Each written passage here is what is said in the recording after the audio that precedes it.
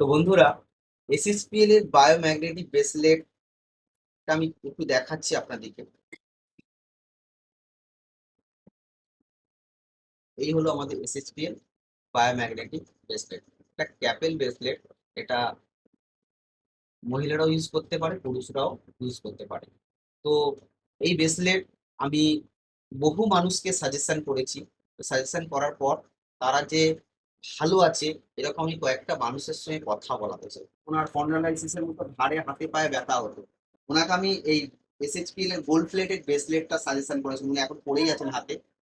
তো উনি দুর্দান্ত রেজাল্ট পেয়েছেন। উনি সারাদিন নামাজ পড়া বলুন, কাজকর্ম করার পর উনি যে ক্লান্ত হয়ে পড়তো, তো এসএইচপিএল এই বায়োম্যাগনেটিক ব্রেসলেটটা, এনার্জি ব্রেসলেটটা পরার পর উনি দিন রাত পরিশ্রম করেন এবং নামাজ টামাজ সবকিছু করেন, কিন্তু ক্লান্ত হয়ে পড়েন না।